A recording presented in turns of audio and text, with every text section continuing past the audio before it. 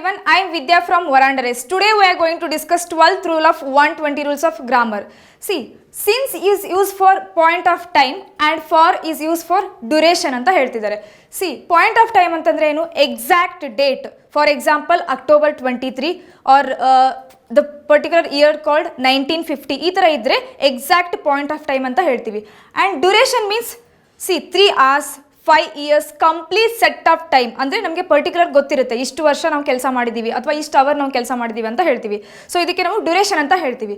C first example, I have helping since last 5 years. So ಇಲ್ಲಿ set of time perfect ನಮಗೆ duration ಗೊತ್ತಿದೆ.